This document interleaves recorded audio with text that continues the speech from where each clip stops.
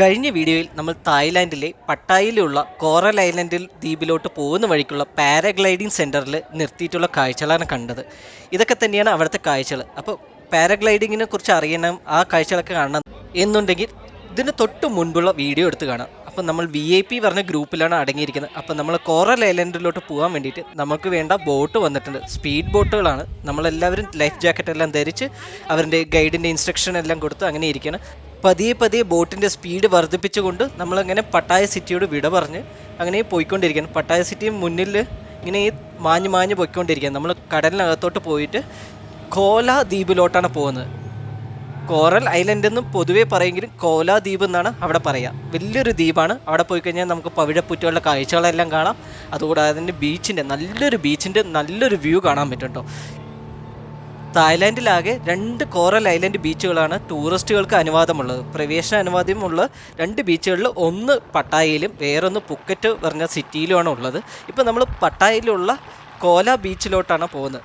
അവിടെ കോറൽ ഐലൻഡിലെ കാഴ്ചകളും കാണാം, അതുപോലെ തന്നെ ബീച്ചിൻ്റെ നല്ലൊരു വ്യൂ കാണാം. പിന്നെ അവിടെ ഒരു കുഞ്ഞു സിറ്റി ഉണ്ടെന്ന് പറഞ്ഞു, പറ്റുകയാണെങ്കിൽ അതൊന്ന് എക്സ്പ്ലോർ ചെയ്യണം. അപ്പം നമ്മളുടെ കൂടെയുള്ളവരെല്ലാവരും ഫോട്ടോ എടുക്കേണ്ട ധൃതിയിലാണ്. എല്ലാവരും നന്നായി ഫോട്ടോ എടുക്കുന്നുണ്ട്.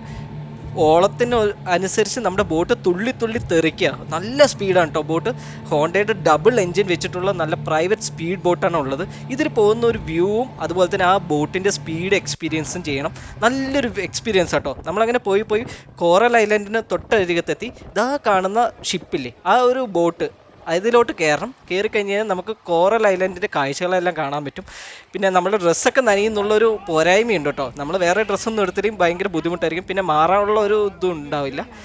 അപ്പോൾ ഇവിടെയാണ് നമ്മൾ കോറൽ ഐലൻഡിലെ കാഴ്ചകളെല്ലാം കാണുന്നത്. പവിഴപ്പുറ്റുകളൊക്കെ കാണാൻ താല്പര്യമുള്ളവർ ഇവിടെ ഇറങ്ങാം. പക്ഷെ നമ്മൾ ചെയ്യുന്നില്ല കേട്ടോ, നമ്മുടെ പാക്കേജിൽ അത് ഇൻക്ലൂഡഡ് അല്ല. അപ്പം നമ്മൾ ഇവിടെ നിന്നും നമ്മൾ തിരിച്ച് ഐലൻഡിലോട്ട് പോയിക്കൊണ്ടിരിക്കണം. നമ്മുടെ സ്പീഡ് ബോട്ടുകളിൽ ആൾക്കാരുടെ എണ്ണം കുറഞ്ഞു, കുറച്ച് പേര് അവിടെ ഇറങ്ങിയിട്ടുണ്ടായിരുന്നു കോറൽ ഐലൻഡിലെ കാഴ്ചകൾ കാണാൻ.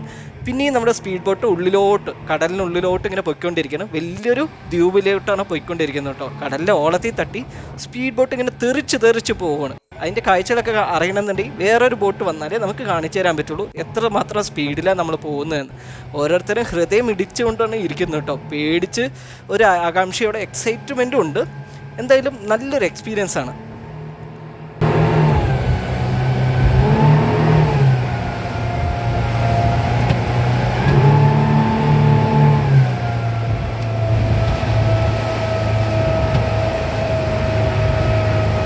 നമ്മൾ ഏതാണ്ട് ഒരു അരമണിക്കൂർ റൈഡിനുള്ളിൽ നമ്മൾ ആ ദ്വീപിലെത്തിയിരിക്കണം. നല്ല രസമുണ്ട്, നല്ല അടിപൊളി ദ്വീപ് കേട്ടോ. കാണുമ്പോൾ ദൂരെ കാഴ്ചയിൽ തന്നെ അടിപൊളിയായിട്ട് തോന്നി. അപ്പോൾ നമ്മുടെ ബോട്ട് പതിയെ റിവേഴ്സിലെടുത്ത് നമ്മളെ കരയ്ക്ക് അടുപ്പിക്കാൻ ശ്രമിക്കുകയാണ്.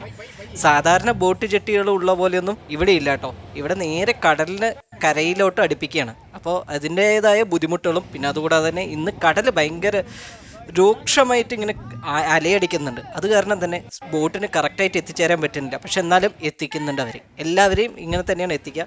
അങ്ങനെ നമ്മൾ പാതി കടലിൽ ഇറങ്ങിയിട്ട് ഇങ്ങനെ ചാടി ഇറങ്ങുകയാണ് ചെയ്യുന്നത്. ചെറിയ അലകളുണ്ടെങ്കിലും കുഴപ്പമില്ല, എല്ലാവർക്കും സേഫായിട്ട് ഇറങ്ങാൻ പറ്റുന്നുണ്ട്.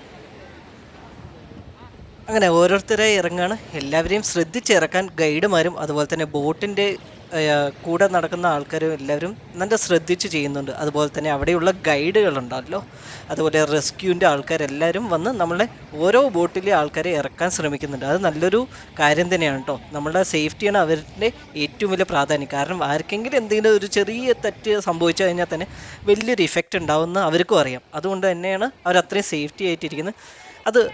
ഇത് കണ്ടില്ലേ, നമ്മളെ എല്ലാവർക്കും ചേർന്നിട്ട് ഇരിക്കാനുള്ള ഒരു ഇരിപ്പിടം തയ്യാറാക്കിയിട്ടുണ്ട്. അവിടെ മാത്രം പോയിരിക്കുക എന്നാണ് അവർ ഗൈഡ് പറയുന്നത്.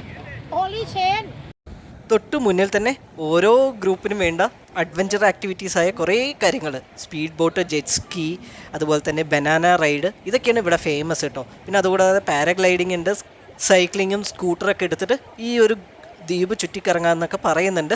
എന്തായാലും ആ കാഴ്ചകളൊക്കെ കാണണം. നമ്മൾ നടന്നിട്ട് കാണാനുള്ള ഒരു ഇതാണ് കേട്ടോ. കാരണം എന്താ വെച്ച് കഴിഞ്ഞാൽ ഈ ദ്വീപ് അത്രയൊന്നും വലുതല്ല. പിന്നെ അതുകൂടാതെ തന്നെ മുകളിലോട്ട് പോകണമെങ്കിലാണ് കുറച്ച് ദൂരമുള്ളത്. പക്ഷേ ഈ ബീച്ച് ഏതാണ്ട് ഒരു 1.5 കിലോമീറ്റർ നീളത്തിലുള്ള ഒരു ബീച്ചാണ്. അപ്പോൾ നമുക്ക് ഒരറ്റത്തിൽ നിന്ന് ഒരറ്റം വരെ നടന്നു പോയി കാണാം, കാഴ്ചകളൊക്കെ കാണാം. നമ്മളാണ് ആകെയുള്ള ഇവിടെ ഇന്ത്യക്കാരുള്ളത്. നമ്മുടെ ഗ്രൂപ്പിൽ മാത്രമേ ഇന്ത്യക്കാരുള്ളൂ. പുറത്തുനിന്ന് വന്നവരാണ് കൂടുതലായിട്ടും. അവരെ ആകർഷിക്കാനായിട്ട് ഈ ജെറ്റ്സ്കീയുടെ ആൾക്കാരും ബനാന റൈഡിൻ്റെ ഒക്കെ ഈ ആൾക്കാരൊക്കെ നമ്മളിങ്ങനെ ആകർഷിക്കുന്നുണ്ട്. ഈ കാണുന്നതാണ് ഒരു ജസ്റ്റ് ഒരു കഫേ പ്ലസ് ഹോട്ടലാണ്. നമുക്ക് ഭക്ഷണമൊക്കെ കിട്ടും. ഇവിടെ നിന്നാണ് നമുക്ക് ബാത്റൂം ഫെസിലിറ്റി ഉള്ളത്. അപ്പോൾ നമുക്ക് ഫ്രീ ആയിട്ട് ബാത്റൂം യൂസ് ചെയ്യാം ഇവിടെ. അപ്പോൾ അതിന് വേണ്ടിയിട്ട് ഇവിടെ വരാം കേട്ടോ. പിന്നെ അതുകൂടാതെ ഭക്ഷണം കഴിക്കാം. പിന്നെ ഇത് കണ്ടില്ലേ, ഡൂറിയാൻ. നാട്ടിലെങ്ങും ഈ തായ്ലാൻഡ് സിറ്റിയിൽ എല്ലാവിടെയും ഡൂറിയാൻ ബാൻഡാണ്. പക്ഷേ ഇവിടെ കൊടുക്കുന്നുണ്ട്. അതിൻ്റെ സ്മെല്ല് കാരണമായിരിക്കണം എന്നാണ് എനിക്ക് തോന്നിയിട്ടുള്ളത് കേട്ടോ. പക്ഷേ ഇവിടെ ഒരു ചക്കപ്പഴം പോലെ എല്ലാവിടെയും ഇങ്ങനെ ചുള പറിച്ച് വെച്ചിട്ടുണ്ട്. അതുകൂടാതെ തന്നെ കുറേ ഫുഡുകളാണ് കേട്ടോ, ഫുഡ് സ്ട്രീറ്റുകളാണ് ഇവിടെ ഉള്ളത്. പല ടൈപ്പിലുള്ള തായ്ലാൻഡ് ഫുഡുകളെല്ലാം ഇവിടെ നിന്ന് ടേസ്റ്റ് ചെയ്യാൻ പറ്റും. അതുകൂടാതെ തന്നെ ഈ കാണുന്ന എല്ലാം റെൻ്റൽ ബൈക്കുകളാണ്. നമുക്ക് വേണമെങ്കിൽ സിറ്റി കാണാൻ വേണ്ടിയിട്ട് ആ ബൈക്ക് എടുത്തിട്ട് പോവാം. ഇവിടെ ഇങ്ങനെ ചിക്കൻ്റെ ഒക്കെ ഇങ്ങനെ കറങ്ങിക്കൊണ്ടിരിക്കുന്നുണ്ട്. കുറേ ഹോട്ടലുകളാണ് കേട്ടോ. ഒരു സൈഡ് മുഴുവൻ ഹോട്ടലുകളും, ഒരു സൈഡ് ബൈക്കിൻ്റെ റെൻ്റലും അങ്ങനെയൊക്കെ ആയിട്ടാണ്. പിന്നെ ഒരു സൈഡാണെങ്കിൽ ബീച്ചിലാണെങ്കിൽ ആൾക്കാർ അങ്ങനെ നിരന്ന് അവർ സൺബാത്ത് ചെയ്യണം. അതുകൂടാതെ തന്നെ ഓരോ ക്രീം ലോഷനൊക്കെ തേച്ചിട്ടാണ് അവർ അങ്ങനെ സൺബാത്ത് ചെയ്യുന്നത്. കാരണം ഇവിടുത്തെ ചൂടും അതുപോലെ തന്നെ അതെല്ലാം കോപ്പപ്പ് ചെയ്യണമെങ്കിൽ നല്ലൊരു സൺസ്ക്രീം വേണം. അപ്പോൾ അവർക്കത് കറക്കാൻ വേണ്ടിയിട്ടാണ് വന്നിരിക്കുന്നത്. നമ്മൾ ഇനി കറുത്തിട്ട് കാര്യമില്ലല്ലോ. നമുക്ക് അത്യാവശ്യം വെയിലൊക്കെ ഉള്ളതുകൊണ്ട് ഓരോ ബോട്ടിൽ നിന്ന് ഇറങ്ങി വരുന്നുണ്ട് കേട്ടോ. വേറെ വേറെ ബോട്ടുകളിൽ നിന്ന് വരുന്ന ആൾക്കാരൊക്കെ ഇങ്ങനെ ഇറക്കിയിട്ട് അവർക്കായിട്ട് ഒരു ഇരിപ്പിടം സജ്ജീകരിച്ച് കൊടുക്കും. ഇത് കണ്ടില്ലേ, ഒരു ചെങ്കീരി വെറൈറ്റിയാണ് കേട്ടോ. ഇത് എന്തിനാണ് ഇവിടെ കൊണ്ടുവന്നതെന്ന് അറിയില്ല. 2-3 ഉണ്ട് ഇങ്ങനെ കയറിൽ കെട്ടിയിട്ട് ഓരോ സ്ഥലത്ത് ഇങ്ങനെ വെച്ചിട്ടുണ്ട്. എനിക്ക് തോന്നുന്നു അത് ടൂറിസ്റ്റുകളെ അട്രാക്ട് ചെയ്യാൻ വേണ്ടി എന്തെങ്കിലും ആയിരിക്കണം. ഇത് കണ്ടില്ലേ, ഈ ക്യൂ നിൽക്കുന്ന എന്താ വെച്ചാൽ തിരിച്ച് കയറി പോകാനുള്ള ആൾക്കാരാണ് കേട്ടോ. അപ്പോൾ നമ്മളെന്തായാലും ജസ്റ്റ് ഈ ബീച്ചിൻ്റെ ഒരറ്റം തൊട്ട് ഒരറ്റം വരെ നടക്കുകയാണ്. ഒരു 1.5 കിലോമീറ്ററിലുള്ളൂ. അപ്പോൾ നമുക്ക് നടന്ന് കാണാമെന്ന് കരുതി ഈ ബീച്ചിൻ്റെ ഒരു സൈഡിലൂടെ ഇങ്ങനെ നടന്നു പോകണം. ഓരോ വ്യത്യസ്തമായ രാജ്യത്തു നിന്ന് വന്നവരും ഓരോരുത്തരുടെ കാഴ്ചകളാണ് നമുക്കിങ്ങനെ കാണാൻ കഴിയുക. അവരെല്ലാവരും ഇങ്ങനെ ആസ്വദിച്ച് എന്താ പറയുക, അവരുടെ നല്ലൊരു വെക്കേഷൻ ചിലവഴിക്കാൻ വന്നിരിക്കുകയാണ് കേട്ടോ തായ്ലാൻഡിൽ. ഇവിടെ ഞാൻ തായ്ലാൻഡിൽ പല വീഡിയോയിലും പറഞ്ഞിട്ടുണ്ട്, കുട്ടികളൊന്നും വരാൻ പറ്റില്ല എന്നൊക്കെ പലരും വീഡിയോയിൽ പറഞ്ഞിട്ടുണ്ട്. പക്ഷേ കുട്ടികൾക്കും മുതിർന്നവർക്കും എല്ലാവർക്കും, ഫാമിലി ആയിട്ട് വരുന്നവർക്കും കപ്പിൾസായിട്ട് വരുന്നവർക്കും അതുപോലെ തന്നെ സിംഗിളായിട്ട് വരുന്നവർക്കും ഈക്വൽ എല്ലാവർക്കും ഒരേപോലെ ആസ്വദിക്കാൻ പറ്റുന്ന ഒരു നഗരം തന്നെയാണ് തായ്ലാൻഡ്. ഓരോ സ്ഥലത്തും എല്ലാ പ്രായക്കാർക്കും ആസ്വദിക്കേണ്ട ഓരോ കാര്യങ്ങളും ഉണ്ട് കേട്ടോ. ഇവിടെ കുട്ടികളാവട്ടെ, അവരും നല്ല ഹാപ്പി ആയിട്ടാണ് അവർ നടക്കുന്നത്.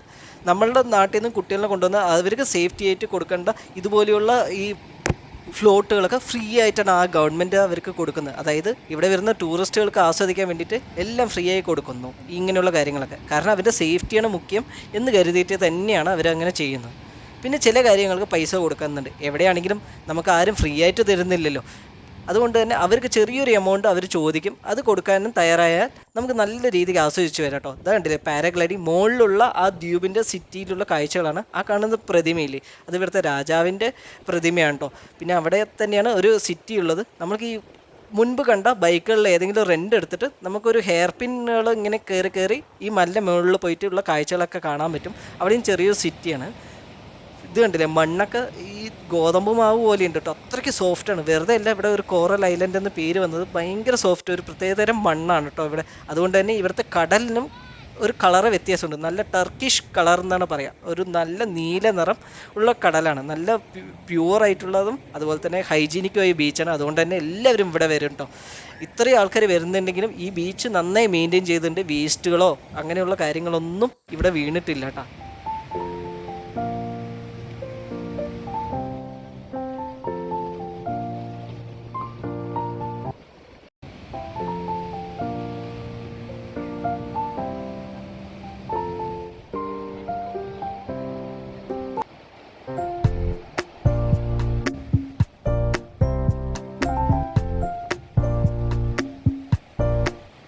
വെയിലിൽ കാടിന് അത്ര ഇല്ലെങ്കിലും പക്ഷേ വിശപ്പ് വന്നു തുടങ്ങിയിട്ടുണ്ട്. അപ്പോൾ നമുക്ക് എന്തെങ്കിലും കഴിക്കണം. ഇവിടെ എല്ലാവരും സ്നാക്സൊക്കെയാണ് വാങ്ങിച്ച് കഴിക്കുന്നത്. സ്നാക്സും ഫ്രൂട്ട്സും ഒക്കെയാണ് ഏറ്റവും കൂടുതൽ ആൾക്കാർ പ്രിഫർ ചെയ്യുക. അവരുടെ വയറ് കേടുവരുത്തണ്ട എന്നുള്ള രീതിക്കും. പിന്നെ അതുകൂടാതെ തന്നെ ഫുഡ് ചേരുന്നില്ല എന്ന് പറഞ്ഞിട്ട് കുറേ പേർക്ക് ബുദ്ധിമുട്ടുകൾ ഉണ്ടാവാറുണ്ട്. കാരണം ഇവിടെ തായ്ലാൻഡിലെ ഫുഡ് വന്നു കഴിഞ്ഞാൽ നമ്മൾ ഏതാണ്ട് ഇന്ത്യൻ ഫുഡ് പോലെയാണ്. പക്ഷേ നല്ലൊരു വെറൈറ്റി ആയിരിക്കും. നൂഡിൽസൊക്കെയാണ് എല്ലാവരും പ്രിഫർ ചെയ്യുക. അതുകൂടാതെ തന്നെ ഇവിടെ എല്ലാവരും കണ്ടില്ലേ, റെസ്റ്റ് ചെയ്ത് അവരുടെ ഭക്ഷണം എല്ലാം കഴിച്ച് നന്നായി ആസ്വദിച്ചിട്ട് തന്നെയാണ് ഏറ്റവും കൂടുതൽ ടൈം സ്പെൻഡ് ചെയ്യുക എന്നാണ് അവർക്ക് ഇവിടെയുള്ള കാഴ്ചകൾ. നമുക്കും അത് തന്നെയാണ്. നമ്മൾക്ക് കാഴ്ചകൾ കാണണം, ഓരോ കാര്യങ്ങൾ പഠിച്ച് മനസ്സിലാക്കണം. അതൊക്കെയാണ് നമ്മളുടെ ഈ ലക്ഷ്യം കേട്ടോ. അപ്പോൾ ഇങ്ങനെ ഈ നടന്ന് നമ്മൾ ഓരോ കാഴ്ചകൾ കണ്ട് ഇങ്ങനെ വരികയാണ്. എന്തായാലും ഇതെല്ലാം ഒരു എക്സ്പീരിയൻസ് ആണല്ലോ. നമ്മൾ പല കാഴ്ചകളും നമ്മുടെ ഓരോരോ ജീവിതത്തിലെ എക്സ്പീരിയൻസ് ആണ്. നമ്മൾ ഒരിക്കലും മറക്കരുത് എന്ന് കരുതിയിട്ടാണ് നടന്ന് എല്ലാം വ്യക്തമായിട്ട് കാണുന്നത് കേട്ടോ.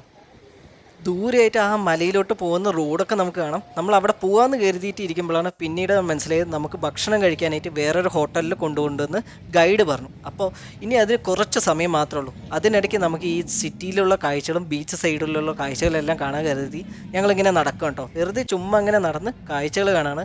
കാരണം ഇനി വേറൊരു സ്ഥലത്ത് പോയിട്ടാണ് ഭക്ഷണം കഴിക്കേണ്ടത്. ഇത് കണ്ടില്ലേ, ഇതൊരു ബൈക്കൊക്കെ കാണാൻ എന്ത് ഭംഗിയാന്ന് നോക്കി. ഇതൊക്കെ കുഞ്ഞു കുഞ്ഞു ബൈക്കുകൾ പോലെ ഉണ്ടാവും, പക്ഷെ നല്ല രസം കേട്ടോ. അതുപോലെ തന്നെ ക്രാഫ്റ്റുകളും വേറെ കുറേ കാര്യങ്ങൾ നമ്മളെ പോലെയുള്ള ടൂറിസ്റ്റുകളിനെ അട്രാക്റ്റ് ചെയ്യാനായിട്ട് ഒരുപാട് കാര്യങ്ങളുണ്ട്. അപ്പോൾ നമ്മൾ എന്തായാലും ലൈറ്റായിട്ട് ഇവിടുന്ന് ഒരു ജ്യൂസും സ്നാക്സും വാങ്ങിച്ച് കഴിച്ചിട്ട് അങ്ങനെ പോവാമെന്ന് കരുതുകയാണ്. അപ്പോൾ ഇതാണ് കേട്ടോ നമ്മൾ കഴിക്കുന്ന ജ്യൂസ് കട. നന്നായിട്ടുണ്ട്. 150 രൂപയാണ് ഓരോ കാര്യങ്ങൾക്കും. അതുപോലെ ഇളനീരൊക്കെ കിട്ടും. അതിന് 100 150 ബാത്ത് ആ രീതിക്കാണ് കേട്ടോ. അതായത് നാട്ടിൽ ഏതാണ്ട് ഒരു 300 രൂപേൻ്റെ അടുത്ത് വരും.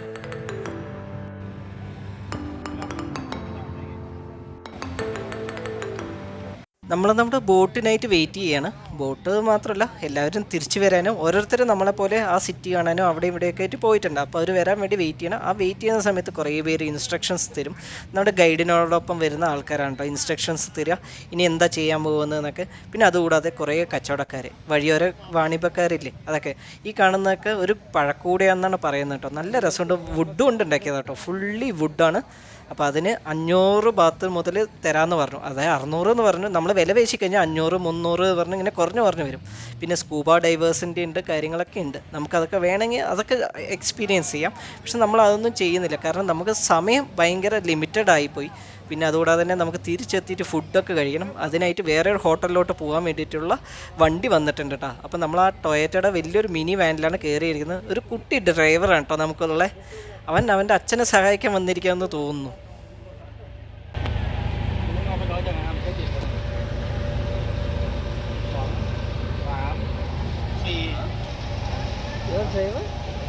ക്യാമറയുടെ മുന്നിൽ വന്നപ്പോൾ ചെറിയൊരു നാണമൊക്കെ ഉണ്ട് കേട്ടോ. അപ്പോൾ നമ്മുടെ ഗൈഡ് വന്നിട്ട് പറയുന്നുണ്ട്, നമ്മുടെ ഇൻസ്ട്രക്ഷൻസ് തരും കേട്ടോ. ഇനി നമ്മൾ ഭക്ഷണം കഴിക്കാൻ പോകണം, അവിടെ നിന്ന് നേരെ പിരിയാണ് എന്നൊക്കെ പറഞ്ഞിട്ട് ആൾ പറയണം. കണ്ടില്ല, സൺ ഫിലിം ഒട്ടിച്ച കാരണം പുറത്തുള്ള കാഴ്ചകളൊക്കെ ഭയങ്കരമായിട്ട് ഡാർക്കായിട്ട് മാറിപ്പോയിട്ടോ, ഇരുട്ടായിപ്പോയി വണ്ടീൻ്റെ അകത്ത്. നേരെ ഫ്രണ്ടിലൂടെ ഗ്ലാസ്സിലൂടെ കാണുന്ന കാഴ്ചകൾ മാത്രമേ ഇനി കാണാൻ പറ്റുള്ളൂ. അവൻ ഇങ്ങനെ ഇരുന്ന് അച്ഛനോടൊപ്പം അനുസരണയോടെ ഇരുന്നിട്ട് വണ്ടിയിൽ ഇങ്ങനെ ഇരുന്ന് പോകാം കേട്ടോ.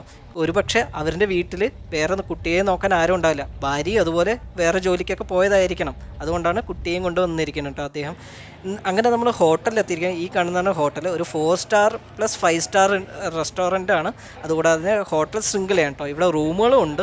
അപ്പോൾ 5 സ്റ്റാർ ഫെസിലിറ്റി ഉള്ളവർക്ക് 5 സ്റ്റാർ ചൂസ് ചെയ്യാം, 4 സ്റ്റാർ ഉള്ളവർക്ക് 4 സ്റ്റാറും ചൂസ് ചെയ്യാം. നമ്മളിപ്പോൾ 4 സ്റ്റാറിലോട്ടാണ് നമ്മുടെ പാക്കേജിലുള്ളത്. പക്ഷേ നല്ല രീതിക്കുള്ള നല്ല അടിപൊളി ഹോട്ടലും അതുപോലെ തന്നെ ഇന്ത്യൻ ഫുഡും കിട്ടി കേട്ടോ.